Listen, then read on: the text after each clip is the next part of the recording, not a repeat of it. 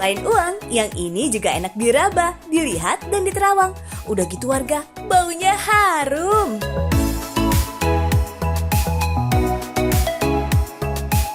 Warga, seringkali kita melihat bunga papan ketika terdapat sebuah acara atau peringatan tertentu. Bentuknya yang besar memudahkan kita untuk mengenalinya. Karangan bunga atau bunga papan jadi salah satu cara yang banyak digunakan oleh sebagian besar orang untuk menyampaikan pesannya. Bisa berupa kepedulian atau bisa juga menyampaikan pesan apresiasi kepada keluarga maupun rekan. Nah, bunga papan sebaiknya dikirim saat pagi hari atau sebelum acara berlangsung warga.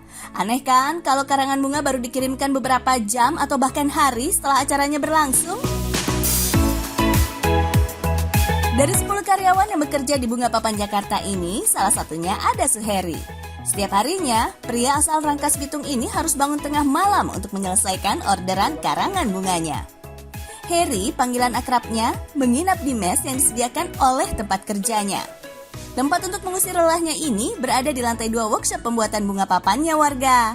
Jadi, Heri tidak perlu berangkat terburu-buru ke tempatnya mengais rezeki. Dari jam 12 sampai jam 8. Itu paling kita nerima data dulu dari yang memesan bunga ya.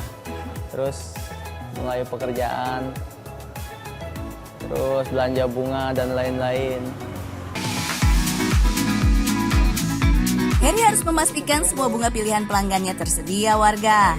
Sebetulnya, toko bunga papan yang terletak di Jalan Sulaiman, Kecamatan Kebonjeruk, Jakarta Barat ini sudah punya pemasok langganan yang mendatangkan bunganya warga.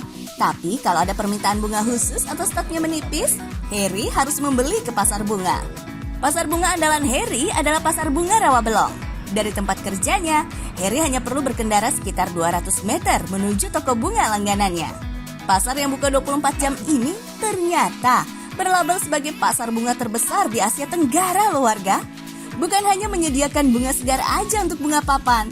Bunga dengan berbagai harga sampai segala dekorasi bunga kering juga ada tuh. Warga, kalau menjelang weekend atau setelah perayaan pesta rakyat, dijamin orderan bunga papan membludak.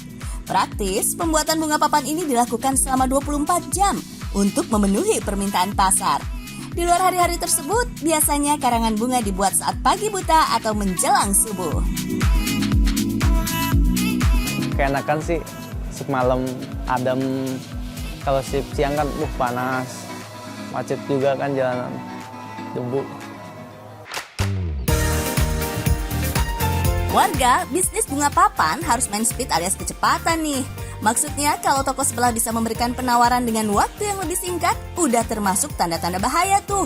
Amit-amit, bisa gulung tikar warga. Makanya, toko bunga papan yang jadi tempat kerja Mas Heri ini bisa mengirimkan bunga papan pesanan pembeli dengan waktu 1 jam aja. Warga, sebetulnya bunga papan muncul di Indonesia sejak tahun 1970-an. Saat itu dibuat dari gulungan tanaman rambat di kebun-kebun kosong warga. Tapi sejak tahun 1990-an, bunga papan sudah menggunakan styrofoam untuk hiasannya, yang dipadu dengan bunga-bunga menarik di sisi-sisinya.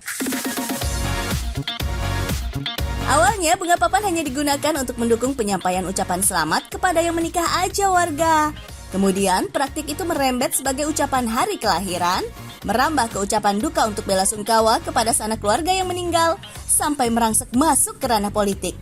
Warga, ada banyak pilihan bunga papan yang bisa dipesan. Kalau budgetnya terbatas sekitar ratusan ribu aja, bisa menggunakan bunga papan dengan campuran antara bunga asli yang masih fresh dan bunga palsu yang terbuat dari kertas.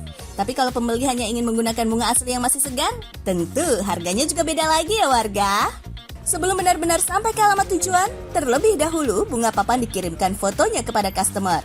Selain untuk ajang promosi di sosial media sendiri, juga untuk memastikan nama, bunga, dan bentuk ucapan sudah sesuai dengan pesanan. Kalau semua sudah oke, tinggal kirim ke alamat tujuan deh.